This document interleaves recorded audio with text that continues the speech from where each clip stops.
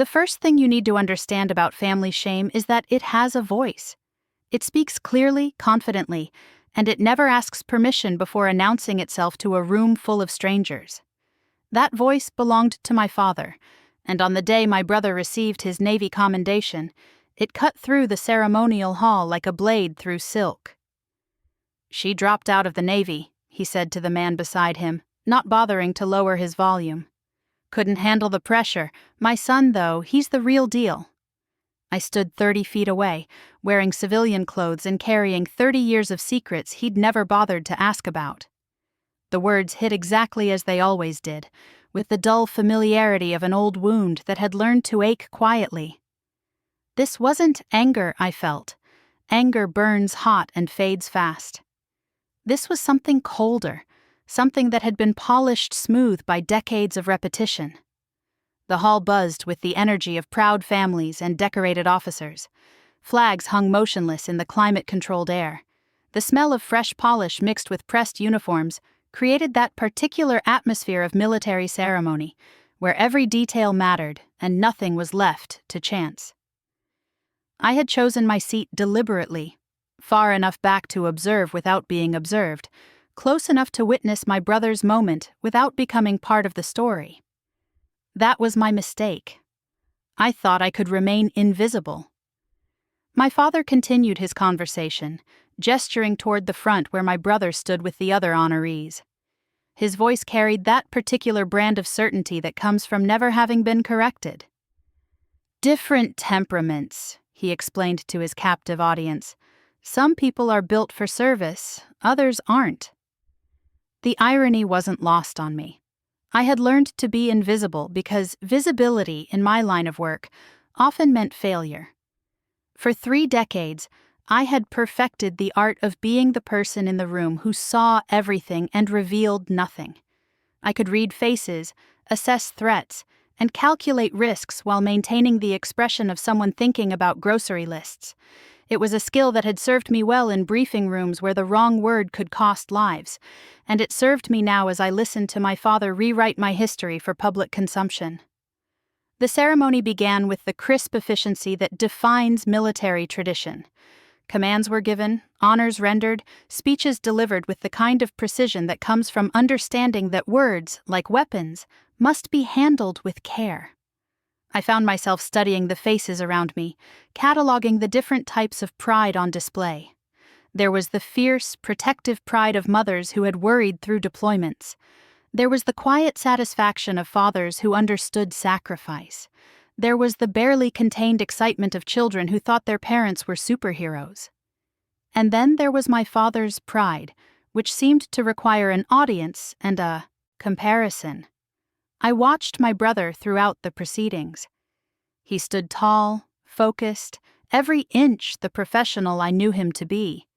His training showed in the way he held himself, in the controlled expression that revealed nothing while taking in everything. I felt genuinely proud of him. His accomplishments were real, earned through determination and sacrifice. Nothing about what would happen later would diminish that. The general took the podium with the unhurried confidence of someone who had earned the right to command attention without demanding it. His uniform was immaculate, but it wasn't the ribbons or stars that quieted the room. It was the calm authority he carried, the invisible weight of decisions made and consequences accepted. When he spoke, his voice filled the space without effort. He talked about dedication, about the price of excellence, about the difference between those who talk about service and those who live it. His words were measured, chosen for precision rather than effect. This wasn't a politician's speech designed to inspire applause. This was a leader speaking to other leaders about truths they all understood. As he spoke, his gaze moved across the audience with the practiced eye of someone trained to read rooms and assess situations. It was a professional habit. I recognized it because I shared it. When his eyes reached the back of the hall and found mine, there was no surprise in his expression, no moment of recognition that built slowly. There was simply acknowledgement, immediate and certain. He knew who I was. The ceremony continued around this moment of silent understanding. Names were called, achievements recognized, hands shaken with the formality that such occasions demanded. The machinery of military tradition moved forward smoothly, each element clicking into place like a well-maintained weapon being assembled by expert hands. I thought about the path that had brought me to this chair, in this hall, on this day.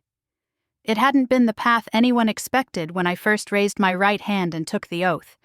It certainly wasn't the path my father had imagined when he stopped asking questions and started providing answers. The Navy had taught me many things, but perhaps the most valuable lesson was how to carry weight without advertising the burden. Some loads are meant to be shared, others must be carried alone, and the wisdom lies in knowing the difference. For 30 years, I had carried mine alone, not out of pride or stubbornness, but because the work demanded it. There had been rooms I couldn't describe to anyone, decisions that would never appear in any public record, nights when the weight of other people's safety pressed down like a physical force. There had been maps spread across tables in windowless spaces, coordinates that represented real lives hanging in the balance, conversations held in voices low enough that recording devices couldn't capture them. This was the work that happened in the spaces between the stories people told about military service. It wasn't dramatic in the way that movies portrayed it. There were no explosions, no last-minute rescues, no speeches about freedom and democracy.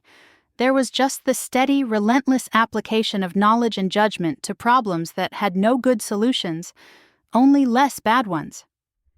My father had never understood this kind of service because he had never been asked to understand it. In his world, accomplishment was visible, measurable, suitable for conversation over coffee after church.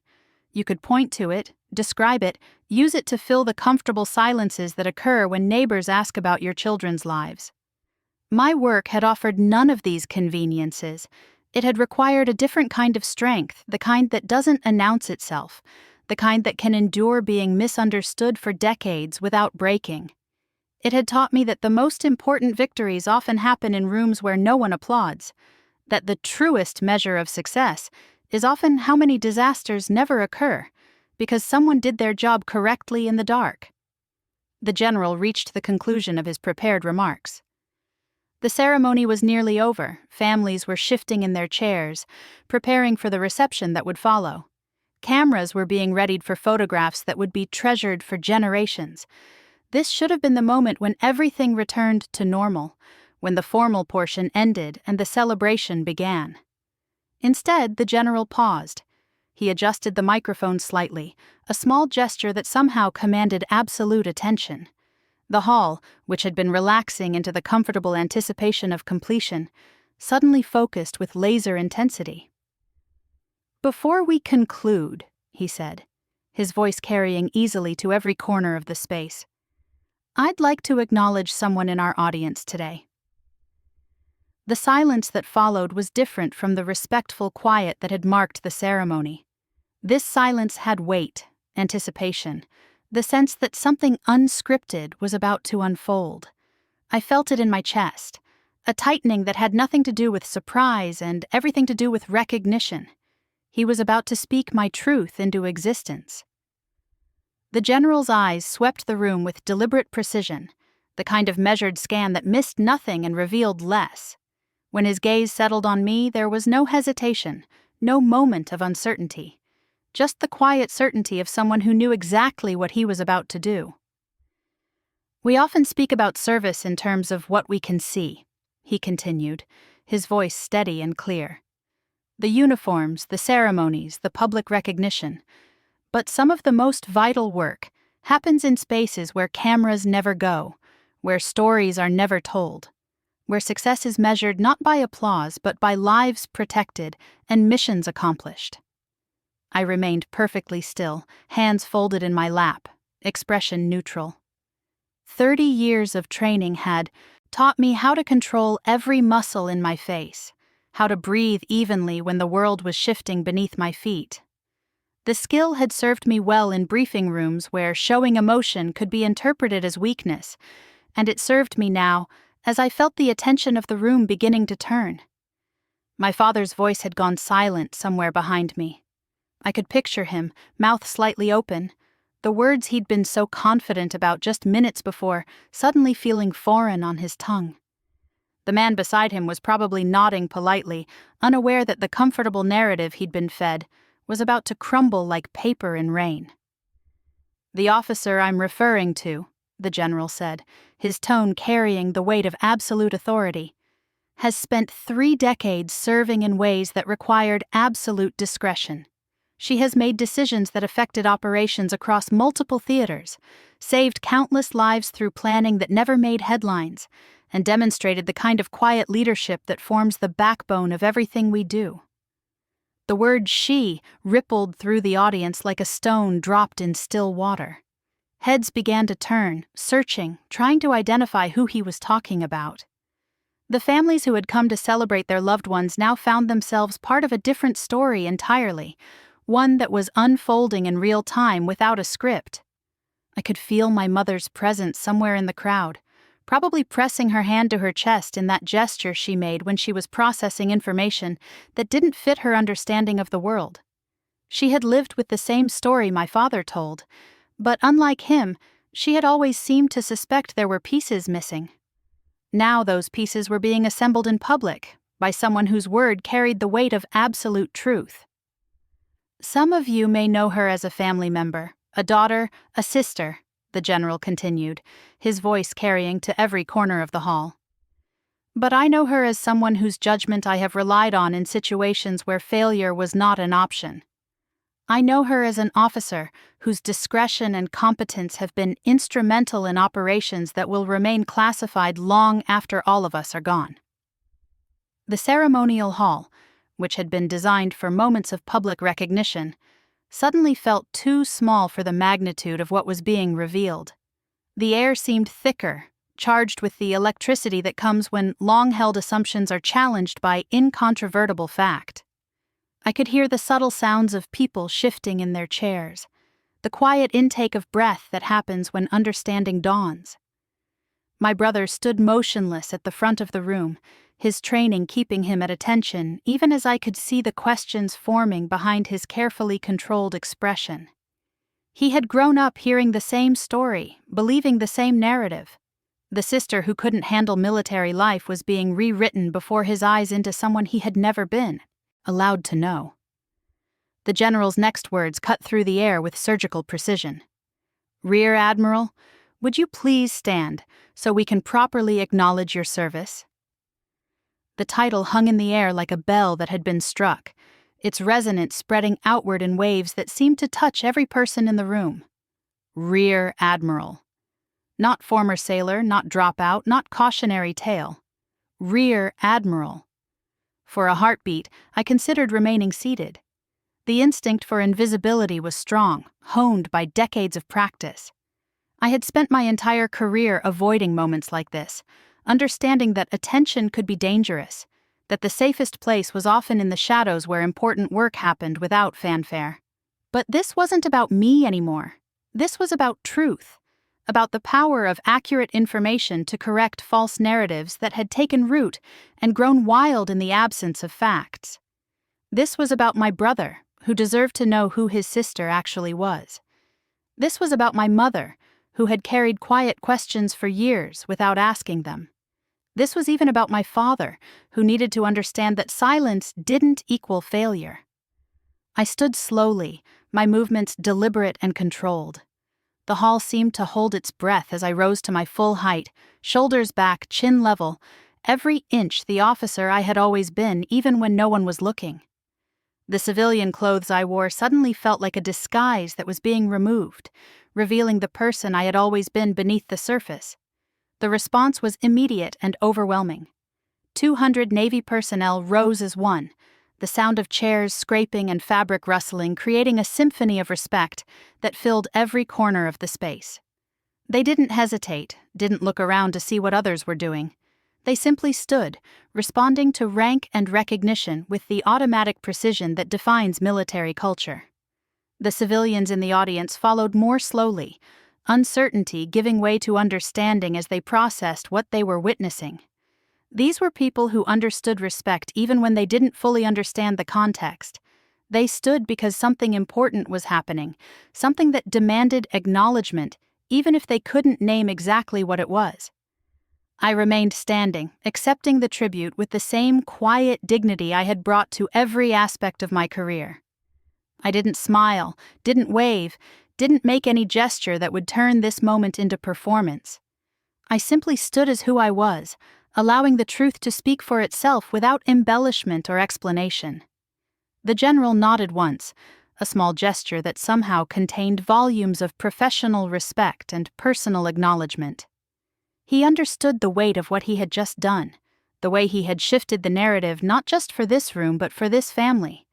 His words would ripple outward, changing conversations that would happen at dinner tables and coffee shops, correcting assumptions that had hardened into false facts over decades of repetition.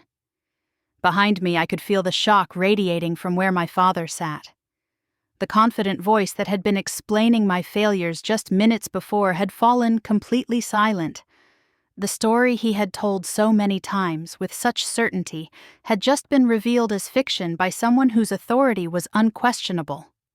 The applause began quietly, starting with the military personnel who understood exactly what they were witnessing.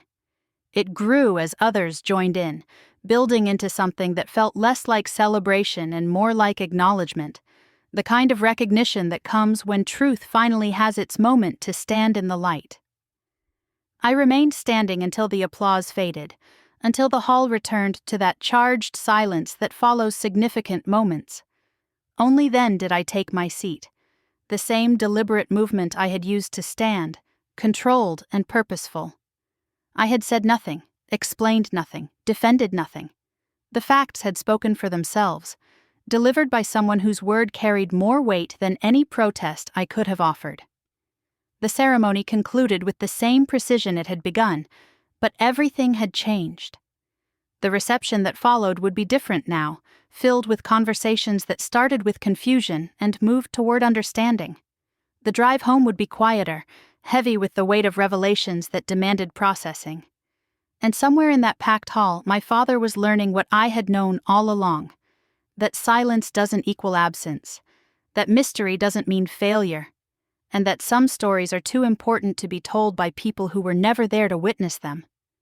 The truth had finally found its voice, and it spoke with the authority of earned respect rather than assumed knowledge. The reception that followed felt like stepping into a different universe, one where the fundamental laws of my family had been quietly rewritten while no one was looking. The same floral arrangement sat on the same tables. The same punch was being served from the same crystal bowls. But the conversations swirling around me carried a weight they hadn't possessed an hour before. I moved through the crowd with practiced efficiency, accepting handshakes and quiet words of acknowledgement from officers who understood the significance of what had just occurred. Their respect was professional, measured, the kind that comes from shared understanding rather than dramatic revelation. A colonel nodded as he passed. A commander's wife smiled knowingly. These were people who lived in a world where service took many forms, where the most important work often happened behind closed doors. But it was the other conversations that fascinated me, the whispered exchanges between family members who were trying to reconcile what they thought they knew with what they had just witnessed. I caught fragments as I passed small clusters of relatives and friends, their voices carrying the particular tone people use when they're processing information that doesn't fit their existing understanding of the world. I thought she worked in an office somewhere. Harold said she couldn't finish basic training. Rear Admiral? That's not possible. She's been living quietly for years. Each snippet revealed how thoroughly my father's narrative had taken root, how completely his version of my story had become accepted fact in the absence of any alternative explanation. It was a masterclass in how confidently delivered misinformation could shape perception, how silence could be interpreted as confirmation rather than discretion. My mother found me near the dessert table, her face carrying an expression I had rarely seen before. She looked older somehow, as if the weight of unanswered questions had finally settled visibly on her shoulders. Her hands shook slightly as she reached for my arm, and when she spoke, her voice carried decades of careful restraint, finally giving way to honest confusion. "I never understood why you wouldn't talk about your work," she said quietly, her eyes searching my face for clues she had missed. "I thought maybe it was embarrassment, or that there wasn't much to say. I never imagined it was because you couldn't say anything." The pain in her voice wasn't accusation. It was the grief of a mother who had spent years wondering if she had failed her daughter, if there was something she should have done differently to help me succeed in a world that seemed to have rejected me. She had carried my father's story, not because she believed it, but because she had no other explanation for my silence. "You couldn't have known," I told her gently. "The work required that kind of discretion. It wasn't about trust or family. It was about necessity." She nodded slowly, processing this new information the way someone might carefully examine a photograph that revealed details they had never noticed before. "All those years when you missed holidays, when you couldn't tell us where you were going or when you'd be back. I worried that you were struggling, that you couldn't find your place." The irony was sharp enough to cut. While she had been worrying about my ability to find my place in the world, I had been helping to shape that world in ways she could never have imagined. While my father had been telling anyone who would listen that I couldn't handle pressure, I had been making decisions under pressure that affected operations across multiple continents. "I found my place," I assured her. "It just wasn't the kind of place that came with stories I could share at Sunday dinner." Across the room, my brother was engaged in his own process of recalibration. I watched him as he spoke with fellow service members, his expression thoughtful in a way that suggested he was asking questions he had never thought to ask before. Someone had clearly filled him in on additional details about my service record, because his posture had shifted from confusion to something approaching awe. When he finally made his way over to me, his first words revealed how completely his understanding had been transformed. "They're telling me you were involved in planning operations I've only heard whispered about," he said, his voice low enough that only I could hear. "Things that happened before I was even commissioned." I didn't confirm or deny anything. Some habits die hard, and the instinct to protect classified information was stronger than the desire to impress my brother. But I could see in his eyes that he was finally beginning to understand the magnitude of what he had never been told. "I used to wonder why Dad seemed so disappointed in you," he continued. "You were smart, capable, dedicated. It never made sense that you would just give up on something you cared about.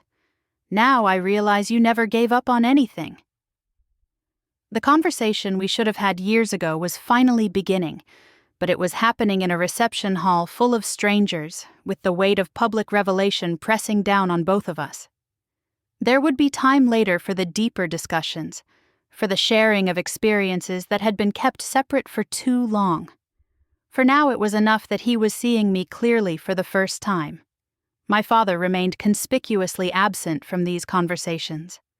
I spotted him several times throughout the evening, always at the edges of groups, always looking slightly lost in a way that was entirely foreign to his usual confident demeanor. The man who had commanded every room he entered for as long as I could remember now seemed uncertain of where he belonged in a space where his version of reality had been so thoroughly dismantled. He wasn't avoiding me exactly, but he wasn't approaching either. I recognized the behavior from my professional life, the way people acted when they realized they had made significant errors in judgment and weren't sure how to begin the process of correction. Some situations require time before they can be addressed properly, and this was clearly one of them. The general appeared at my elbow during a brief lull in the receiving line of well-wishers. His presence was steady, reassuring in the way that competent leadership always is during moments of uncertainty. He didn't apologize for what he had done, didn't ask if I was comfortable with the attention. He simply acknowledged the situation with the same professional clarity he had brought to the ceremony. "I hope you understand why it was necessary," he said quietly, his voice carrying just enough authority to remind anyone listening that this conversation was not open to general participation. "Some stories need to be told by people who have the standing to tell them properly." I nodded, understanding the layers of meaning in his words. He hadn't revealed my service record out of impulse or dramatic instinct. He had done it because false narratives, when left unchallenged, could cause damage that extended far beyond hurt feelings. In a community built on respect and accurate assessment of capability, allowing misinformation to flourish was a form of institutional corrosion. It was the right call, I replied, and meant it. Some corrections can't wait for private moments. He studied my face with the practiced eye of someone who had spent decades reading people under stress. Whatever he saw there seemed to satisfy him, because he nodded once and moved away, leaving me to continue processing the aftermath of his decision to bring truth into a space that had been operating on assumption for far too long. The evening wound down with the gradual exodus that marks the end of formal military events. Families gathered their belongings, said their goodbyes, and began the process of returning to lives that had been subtly but permanently altered by what they had witnessed. The conversations that would happen in cars on the drive home, at kitchen tables over late dinners, would carry the ripple effects of this revelation far beyond the walls of this building. I found myself among the last to leave, partly out of courtesy and partly because I needed time to process what had just occurred. For 30 years, I had lived with the protection of anonymity, the freedom that came from being underestimated and overlooked. That protection was gone now, stripped away by a few sentences delivered with military precision. It wasn't a loss I mourned. The cost of that protection had been higher than I had allowed myself to acknowledge, paid not just by me but by family members who had lived with questions they couldn't ask and stories they couldn't understand. The truth, when it finally emerged, had the power to heal wounds that had been festering in silence for decades. As I walked to my car through the parking lot that was slowly emptying of other vehicles, I reflected on the strange mathematics of revelation. One moment of public acknowledgement had undone years of private misunderstanding. A few words from the right person had carried more weight than any explanation I could have offered on my own behalf. The drive home gave me time to consider what would come next. There would be phone calls, conversations that had been postponed for years, questions that could finally be asked and answered. The careful architecture of separation I had built to protect both my work and my family had served its purpose, but it was no longer necessary. For the first time in decades, I could imagine Sunday dinners where I didn't have to deflect questions about my work, holiday gatherings where my presence didn't come with unspoken tension about my perceived failures. The possibility felt both liberating and slightly terrifying, like stepping out of a shelter that had become too small but had provided safety for so long that the outside world seemed foreign. My phone buzzed with text messages as I drove, friends and colleagues who had heard about the ceremony, who understood the significance of what had occurred. The military community, for all its size and geographic spread, was remarkably efficient at sharing information that mattered. By morning, people across multiple services would know that Admiral Henderson's daughter had been hiding in plain sight for 3 decades. The messages were uniformly supportive, filled with the kind of professional respect that comes from shared understanding of what military service actually entails. These were people who knew the difference between the stories civilians told about military life and the reality of what that life actually required. They understood that some of the most important work happened in rooms where cameras never went, where success was measured not by public recognition, but by missions accomplished and lives protected. But it was the absence of certain messages that struck me most forcefully. No word from my father, no acknowledgement of what had transpired, no attempt to begin the conversation that would inevitably have to happen. His silence felt different now, weighted with the knowledge that his version of my story had been publicly corrected by someone whose authority was unquestionable. The reckoning that was coming would require more than just acknowledgement of error. It would require him to confront the way he had shaped perceptions not just of my service, but of my character, the way his confident assertions had influenced how other people saw me. The damage hadn't been intentional, but it had been real, and repairing it would take more than a simple apology. As I pulled into my driveway and sat for a moment in the gathering darkness, I realized that the most significant change wasn't in how others saw me. It was in how I saw myself. For years, I had carried the weight of being misunderstood as a necessary cost of the work I had chosen. I had accepted that my family would never fully know who I was or what I had accomplished, because that ignorance was the price of operational security. Tonight had changed that calculation. The truth was finally free to exist in the same space as my family relationships, and the possibilities that created felt both overwhelming and overdue. The phone rang as I sat there, the display showing my brother's number. When I answered, his voice carried a mix of excitement and something that might have been embarrassment. "I've been thinking about all the times I bragged about my service while you sat there quietly," he said without preamble. "All the times I acted like I was the only one in the family who understood what military life was really like."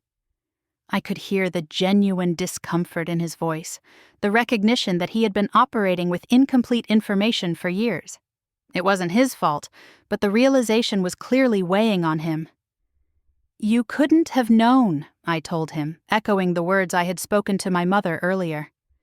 "The system was designed to prevent you from knowing." "But I could have asked better questions," he insisted. "I could have wondered why someone as capable as you would just give up on something important." The conversation that followed lasted nearly an hour, covering years of missed connections and misunderstood silences. It was the kind of talk we should have had long ago, but couldn't have because the framework for understanding hadn't existed. Now, with the truth finally in the open, we could begin the process of building a relationship based on accurate information rather than accepted assumptions. When we finally said goodbye, I sat in my car for a few more minutes, processing the weight of a day that had started like any other and ended with the complete transformation of my family's understanding of who I was. The ceremony had been intended to honor my brother's achievements, and it had accomplished that goal. But it had also done something unplanned and unexpected. It had finally allowed me to step out of the shadows and stand as myself, without disguise or deflection. The truth, once spoken by someone with the authority to speak it, had proven more powerful than decades of careful silence. And for the first time in longer than I could remember, the prospect of family gatherings didn't come with the familiar weight of being perpetually misunderstood. Misunderstood. The aftermath of that evening rippled through my family like shockwaves from an underwater explosion. You feel the first tremor, then the silence, then the slow realization that everything above the surface has shifted permanently. My phone stayed mostly quiet for the first week, which told me more than a dozen conversations could have. My father, the man who had opinions about everything from neighborhood property values to foreign policy, had apparently discovered the limits of his certainty. When he finally called, his voice carried a weight I'd never heard before. Not anger, not defensiveness, just the hollow sound of a man whose compass had stopped working. "I need to ask you something," he said after the usual pleasantries had been exhausted. "And I need you to tell me the truth." The request was so foreign coming from him that I almost laughed. For 30 years, he had operated under the assumption that he already knew all the truths worth knowing about my life. The idea that there might be information he didn't possess had never seemed to occur to him. "Go ahead," I said, settling into the kitchen chair where I'd received 1,000 calls over the years, most of them requiring careful navigation around topics I couldn't discuss. "How long?" he asked. "How long have you been carrying rank while I've been telling people you couldn't make it through basic training?"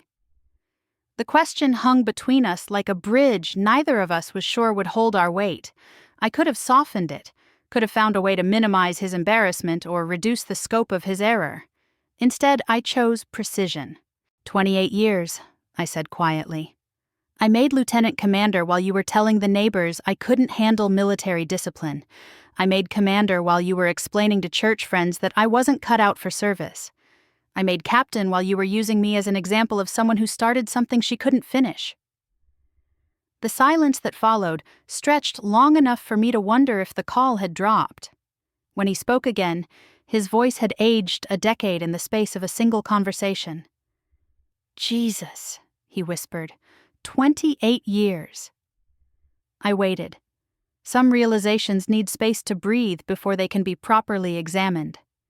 "I told Harold Brennan just last month that you'd tried the Navy, but it didn't work out," he continued, the words coming out like a confession. "I told him military life was too structured for some people, that you'd found your place doing other things." Each admission landed with the particular kind of pain that comes from recognizing the full scope of a mistake you can't undo. Harold Brennan lived 3 houses down and served on the church board. His son had joined the Marines the previous year. My father had apparently used my supposed failure as a cautionary tale, a way to highlight the difference between those who could handle military life and those who couldn't.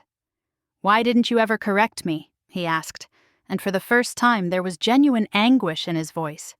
"All those years, all those conversations, why didn't you ever tell me I was wrong?"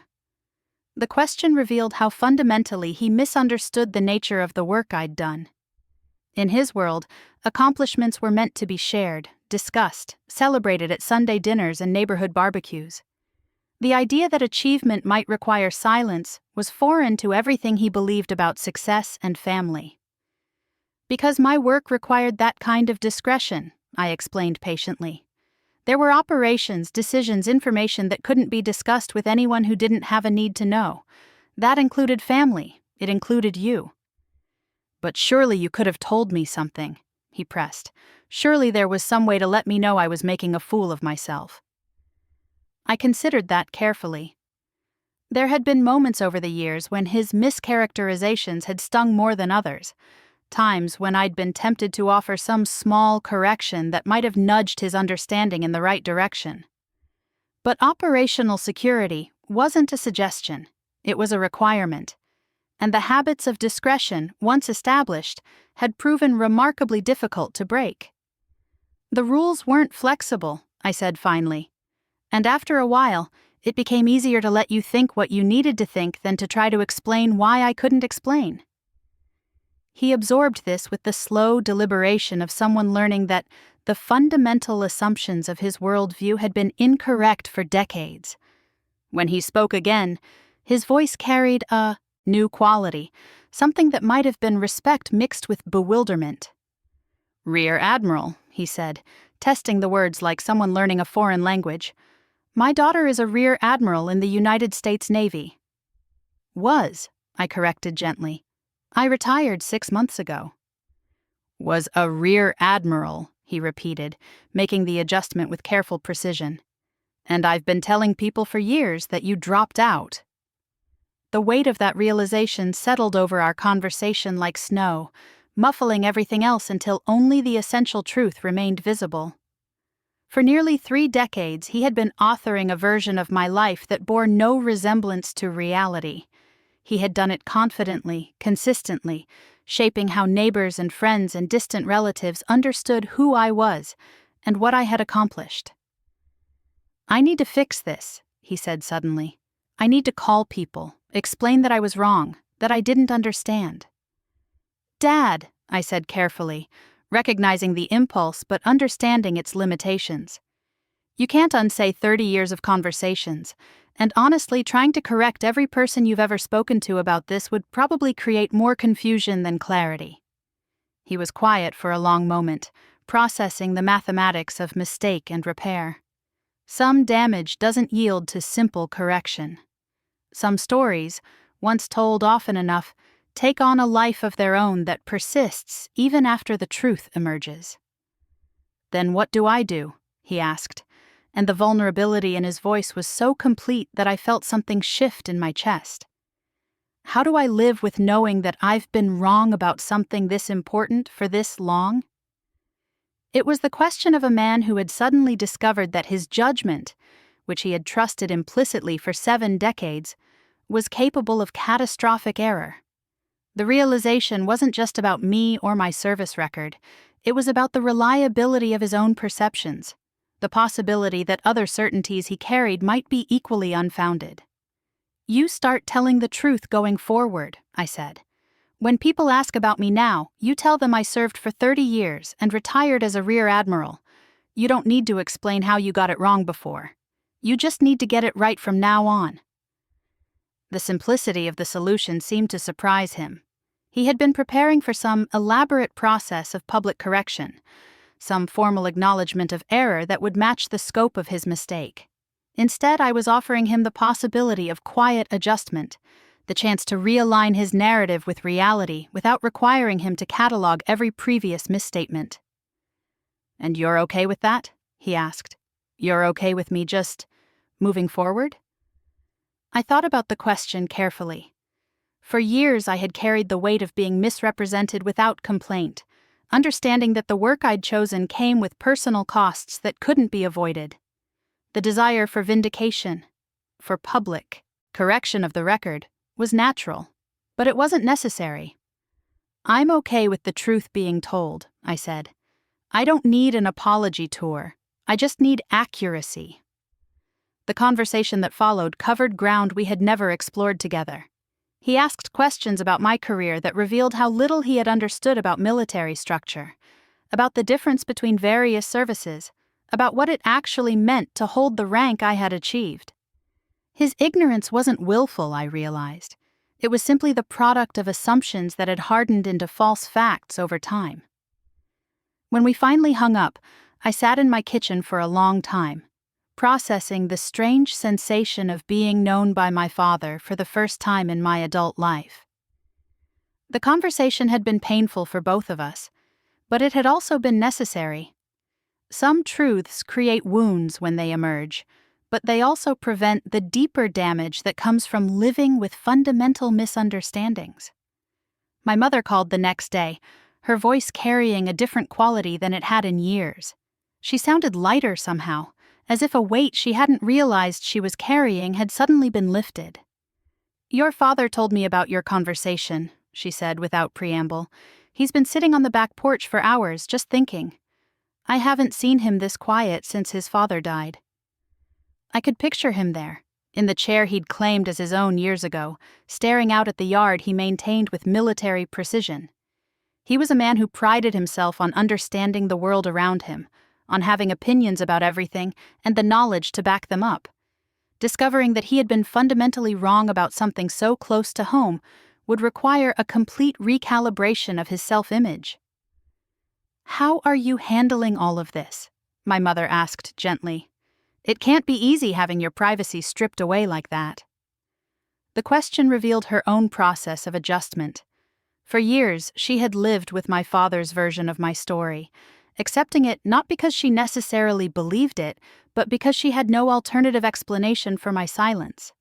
Now she was grappling with the realization that her daughter had been living a completely different life than the one she had imagined. "It's strange," I admitted. "I spent so long protecting that privacy that I'd forgotten what it felt like to be known. But it's also a relief. I don't have to manage the gap between who I am and who people think I am anymore." She was quiet for a moment, absorbing that. "All those times, you couldn't tell us where you were going or what you were doing," she said finally. "I worried that you were struggling, that you couldn't find your place in the world. I never imagined that you were carrying that much responsibility." The pain in her voice was different from my father's. Where his had been the sharp sting of error discovered, hers was the dull ache of a mother who had worried unnecessarily for decades. She had spent years wondering if she had failed me somehow, if there was something she should have done differently to help me succeed. "You couldn't have known," I told her. The same words I'd spoken to my father, but with a different emphasis. The system was designed to keep families in the dark about certain kinds of work. It wasn't about trust or love. It was about operational necessity. Sometimes the most profound healing happens not through grand gestures or dramatic confrontations, but through the quiet courage of speaking truth into spaces that have been filled with assumption for too long. That evening in the ceremonial hall changed everything, not because it was planned, but because someone with the authority to correct the record chose to do exactly that. The conversations that followed difficult as they were, gave my family something we had never possessed: a foundation built on fact rather than fiction. My father learned to tell a different story, one that acknowledged mystery rather than inventing failure. My mother discovered that her daughter's silence had protected operations she could never have imagined. And I finally understood that some secrets, when held too long, become barriers to the very relationships they were meant to protect. If you've ever carried weight that others couldn't see, if you've ever been misunderstood by people who never bothered to ask the right questions, remember this: truth has its own timeline. It emerges when it needs to, spoken by voices that carry the authority to make it heard. Your worth doesn't depend on being understood by everyone. It depends on the integrity you bring to work that matters, whether anyone applauds or not. The most important victories often happen in rooms where no one keeps score.